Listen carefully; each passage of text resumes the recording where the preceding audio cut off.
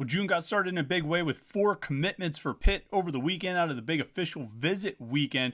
But I think there's even something else, another big picture topic that's even more notable coming out of this weekend for Pitt. We're talking about that, plus the official visit weekend, the new commitments, and everything else going on in Pitt sports on today's Morning Pitt on youtube.com/Panther-Lair.com. All right, welcome to the start of a new week here on the Morning Pitt, youtube.com/Panther-Lair.com. I'm Chris Peak from Panther-Lair.com, Panther-Lair.com, Pittsburgh.rivals.com, the most comprehensive source of Pitt sports news on the internet, football, basketball, and recruiting. You find it all at Panther-Lair.com, and of course, message boards to interact with hundreds and thousands of other Pitt fans all day, every day at Panther-Lair.com. People are talking about Pitt sports, and that was certainly the case over the weekend. Before we get into that, you know what we always ask you to do: like this video and subscribe to our YouTube channel, youtube.com/Panther-Lair.com. The like button's over there. Subscribe button's down there. Click those things. If you want me to stop talking about this, if you want me to stop saying this every time, you should just like the video and subscribe. That's an easy way for us to avoid all the preamble and jump into the main attraction, the reason you came to this video in the first place, which was to talk about Pitt sports. Well, I'd love to do that, but I need you to like the video and subscribe to the YouTube channel, youtube.com/Panther-Lair.com. That way you'll never miss any of our exclusive Pitt video content here, like these daily morning Pitt videos, our weekly live show every Wednesday night, and anything else that we might do on the video side. You don't want to miss any of it, so make sure you like this video and subscribe, youtube.com/Panther-Lair.com. All right, official visit weekend number 1 is in the books. Pitt had 14 recruits on campus over the weekend. 13 of them were willing to make their names public. Number 14 declined, at least for the time being, but I think his name will get out soon enough. We'll find out who he is and what he's about when he's ready to say it. It's sort of the game that we all play. We rely so much on these recruits to, share information, let us know when they get an offer, let us know when they take a visit, let us know what they're thinking about this school, what they're thinking about that school. If it so happens that one is willing to share the information, but maybe wants to keep it quiet or at least not public for the time being, we tend to respect that. And usually that's the case when it comes to commitments. We often talk to guys, they commit. We talk to them, but they're not ready to announce it yet, so we sort of keep it quiet. We're willing to sit on that news, not trying to steal their moment, don't want to ruin their moment. Although I've always maintained that if a recruit commits, and then we put that news out there, and then they announce it after that, I'm sure their announcement tweet will still get lots of likes and retweets. I think they'll still get all the social impressions, but it's okay. Whatever these guys want to do, we try and be respectful of how they're approaching the process, because we appreciate their time. They share their time with us. They're willing to do the interviews and get back to us on the texts or the DMs or whatever it is. So we're really willing to respect it, and that often is the case when a kid commits. A little bit less often, or a little more unique, I guess I would say, is when a kid takes a visit but doesn't want that news out there. But either way, we're going to respect it. I think it'll all get out soon enough. And to be quite honest, if you're on the message boards at Panther-Lair.com, some pretty enterprising and clever Pitt fans have largely pieced things together, both about that mystery visitor as well as all the commitments. Now, there's 4 that came out of this weekend so far. 2 of them have made themselves known. They're both defensive backs. Alan Bryant from Florida, from St. Thomas Aquinas in Florida, and then Davion Pritchard, who announced last night he's out of Austintown Fitch. He committed. Those 2 guys committed out of the weekend. 2 others committed, but have not made it known just yet. They've not made their news public, so we're still waiting on their announcements to get that official news out. But before we dive into the recruits themselves and the commitments and that, I look at the overall week. Well, let me set the scene, all right? Something occurred to me yesterday. I was in the South Side yesterday. Pitt had a prospect camp. A bunch of high school players from all over the place, really. A bunch of states represented, a bunch of schools. And there were more than 450 kids in the South Side working out with the Pitt coaches, getting coached by the Pitt coaches and Pitt players who were helping out the coaches, plus getting seen by coaches from all over the place. I mean, there were coaches from James Madison. Actually, you might know them. Mike Shanahan and Jared Hawley, former Pitt players. They're coaching at James Madison. They were in the South Side to evaluate kids at the camp. James Madison was there. Who else did I see? Duquesne coaches were there. Oh, goodness. Bowling Green coaches. I mean, coaches from all over, and not just all over, but coaches from a lot of different levels. From FBS, I mean, there were no other Power 5 coaches there, of course, but FBS all the way down, probably D2, D3. I mean, there were a lot of college coaches there watching these kids. So it's an opportunity for the players to get seen by college coaches at all levels, or at least at a lot of levels. And so it's a good opportunity for those kids. So 450 kids, the place is packed. I mean, you're trying to watch, from my perspective, you're trying to watch and figure out who's good or who might get an offer, who might be a target, who Pitt might like, and all this kind of stuff. I don't think there were any kids working out who had Pitt offers, at least from what I could tell. But I'm watching them, and what was I was watching the linebackers. And so I'm sitting there watching the linebackers go through drills, and there's a lot of kids, and they're working with Ryan Manilak, and they'll have a lot of kids at linebacker, so they'll break them up into smaller groups, and one group will be with Ryan Manilak, the linebackers coach, and one group was with Brandon George, the senior linebacker, and one group was with Braylon Lovelace was working it, the freshman linebacker from Leechburg. He was working the camp. And so they have them all split up, and you tend to think that, okay, the position coach, the full-time assistant, probably has the cream of the crop guys, the best prospects. It tends to be how they split them up. So I'm watching the group that Manilak's working with. And I see a couple guys, and I'm like, kid's okay. Kid's not bad. Hey, that kid looks like he's got some potential, Or I'm watching the 7-on-7s that they do at the end of camp, where they really do group guys. Seems like according to ability, the top guys end up in a group working together. And I'm watching this linebacker, I'm watching that linebacker, and I'm saying, like, all right, that guy looks like he can play. He might be a pretty good player, and keep an eye on him. He might have caught the Pitt coach's eye today. And I'm looking at him, and then I stop. And I think about, Davin Bruton, who's already committed to Pitt. Or I think about a couple of the linebackers they had on campus this weekend. A guy like Gabe Williams, 4-star linebacker, Reggie Powers, a guy who's listed as a safety in the Rivals database, would play the star linebacker position in Pitt's defense. And I think about those guys. And then I think about the guys that I'm watching there in person. I'm thinking, maybe they'll get an offer. Maybe they'll get an offer out of this camp. And the level is, it's a different level right now. And, I mean, that's often the case. I mean, Pitt has these camps, even when they have 200 kids or 300 kids, let alone the 450 or so that they had yesterday, vast majority are not legitimate Pitt offer targets. But it really struck me yesterday of just the level that Pitt has been recruiting on. And that the level that Pitt is recruiting on in this past weekend was a stark example.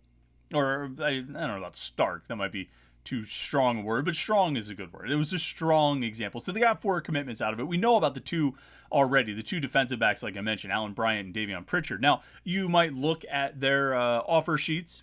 Bryant, I had it open. Let me bring it up. Power 5 offers from Cincinnati, Virginia, and West Virginia. Pritchard, Power 5 offers. Get back into his profile. Power 5 offers from Boston College, Kentucky, Maryland, and that's it. So you're looking at about a half dozen Power 5 offers between them. Now, I think, and I've said this before, and I think we're all on the same page here, that when it comes to defensive back recruits, like a Bryant or a Pritchard, we pretty much default to the coaching staff on those guys, right? Even if their offer sheet is not overwhelming, I think we give the coaching staff the benefit of the doubt, and particularly with guys like this. I mean, Bryant is a 3-star corner/safety at St. Thomas Aquinas in Florida. You want to give me if I'm a coach, with rare exceptions, I'll take just about any 3-star defensive back out of Florida, because that kid is probably a pretty good athlete.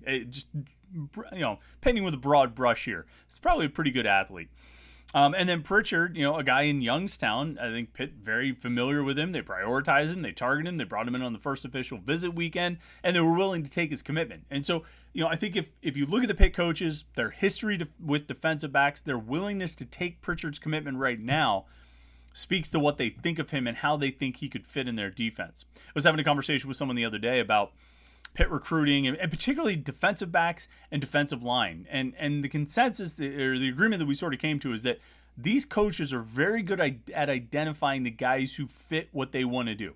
They're very good at identifying the defensive backs who fit in their defense. They're very good at identifying the defensive linemen who fit in their defense. Now, to some extent, you want as many big, fast guys as you can get at every position. You want size and speed. I mean, that's the winning combination, right? But I do think there are unique things that the Pitt coaches look for that maybe might not get a guy highly rated, but they'll end up fitting well in Pitt's defense. And I think they've done really well finding those guys and getting those guys. And you can look at Marquez Williams as a 3-star recruit, Dane Jackson as a 2-star recruit, Eric Hallett and Brandon Hill as 3-star recruits, Kalijah Cansey as a 3-star recruit, Haba Baldonado as a 3-star recruit, on and on and on. Jalen Twyman as a 3-star recruit. You can look at defensive linemen. I mean, Mathis and Pinnock, 3-star recruits. You can look at defensive linemen and defensive backs, and I think you can conclude that this staff, overall on defense, from Pat Narduzzi and Randy Bates on down, but in particular the coaches there, Corey Sanders, Archie Collins, Charlie Partridge, those position coaches are very good at finding the guys that they like. I heard it once said that, when you look at kind of the grand spectrum of recruits, the 5-star guys, I mean, they're sort of obvious. They're obviously the best guys. That's not hard to figure out. And the lowest end, I mean, they're kind of obviously not the best guys. They're kind of obviously on the low end, and that's not tough to figure out too. And you'll have 5-stars who bust, and you'll have 2-stars who make it. But where you're really going to find your success, particularly for a program like Pitt, is in that 3-star range. If you can find the right 3-star guys, because that's what the bulk of your lineup and your roster is going to be made of, if you can find those 3-star guys and find the right 3-star guys and evaluate them properly and coach them properly and develop them properly, that's what will ultimately separate you. And so, it's interesting. I mean, when you look at the 2021 team, and you look at the ACC championship team, how many, never mind 5-stars, how many 4-stars were contributing players on that team? I mean, really? Marcus Minor, who transferred? I mean, like that's virtually it. It was all 3-star guys because they identified the right 3-star guys, they developed them, and they became good players. And so, cycling back to what we're talking about here, when we talk about Allen Bryant and Davion Pritchard as guys, they only have 6 Power 5 offers between them. They're not, they're not even ranked this or that. Well, yes, that's all factual. And yes, it would be great if they had 25 Power 5 offers and they were ranked in the top 150 or top 100 or top 50 or top 250, whatever it is. But at this position, defensive back, I think the Pitt coaches have earned a little bit of latitude, a little bit of the benefit of the doubt.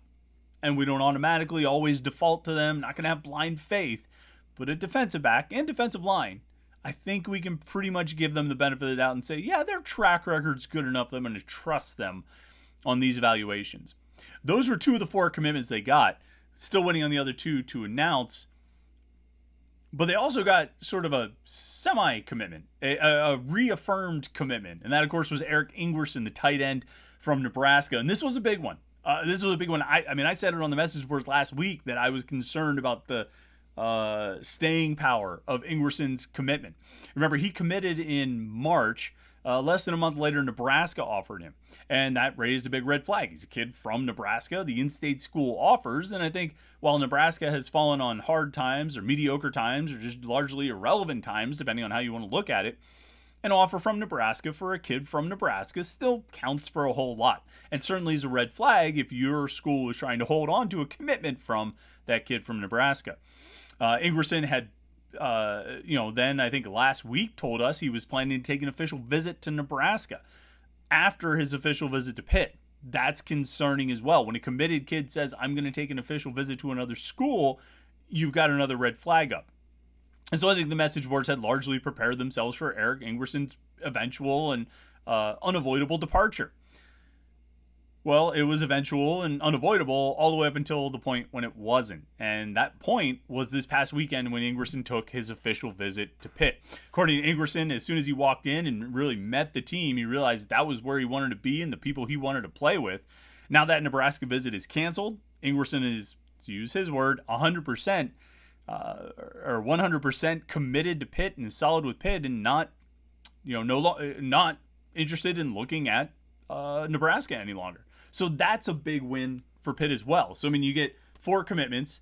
You get another, one of the other 10 guys on the visit, you get to basically re-up his commitment, and you're off to a slamming start on this weekend. Out of the other 9 guys, who did not commit or reaffirm their commitment on the official visit weekend, you got some rave reviews. And perhaps the one that stood out the most to me was Gabe Williams. Gabriel Williams, 4-star linebacker who is in town this weekend. It was his, I forget if he visited, I know he visited at least once. He visited in the spring. And I remember that because it was such a remarkable visit, because he really came out of it basically saying he was kind of thinking about Pitt before, a little bit here or there, maybe not all that much. But after the visit, to use his words, he understood why people had Pitt so high on their list. He could see it for himself. And he goes on the official visit to Pitt now this past weekend and basically comes out saying the exact same thing, that he was even more than he got a great feeling from Pitt from his unofficial visit, and it turned up, times 10 during his official visit, and came out of it even saying that he was reconsidering taking subsequent official visits. This will be a huge one for Pitt. Gabe Williams is a 4-star linebacker. We've talked, I feel like we've talked on and on about how that position group, or I shouldn't say we've talked on and on, but we've talked over some time about how that position group has kind of elevated itself, and how the coaches have elevated that position group over the last few years. That you've got this great defensive line that keeps churning out NFL prospects. You've got this great secondary that keeps churning out NFL prospects. But the linebackers were kind of not in that conversation. They were sort of falling behind a little bit, or had fallen behind a little bit. But I think in the last few years, the coaches have stepped it up. Bengali Kamara and Solomon DeShields made a great class in 2020. The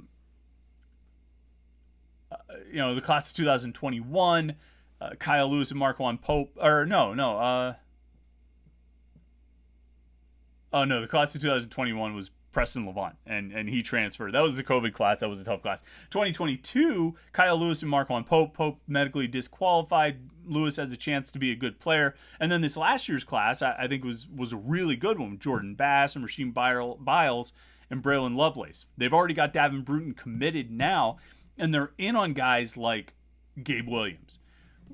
And like deep in on guys like Gabe Williams. Not just one of his top 5 or one of his top 8, but legitimately one of his top schools, maybe his number 1 school, and giving him enough to think about during his visit that, I mean, clearly from his comments, he's seriously considering an official or a commitment, which would be huge in terms of elevating the talent level in that room, elevating the overall talent level in this recruiting class, and just as a big win. And Gabe Williams fits in with a bigger picture topic here of the state of Pitt recruiting right now. I mean, they came into this summer with, they already had 11 commitments by the time they entered June. Now sitting at 13 with 13 announced, with 2 more guys yet to make their announcement. Their team recruiting rank is number 16 nationally. Part of that is due to volume because they have 13 commitments, but they also have 2 4-star guys. And again, when they're in like they are with a guy like Gabe Williams, I mean, it seems like you have a real chance of adding another 4-star to the group.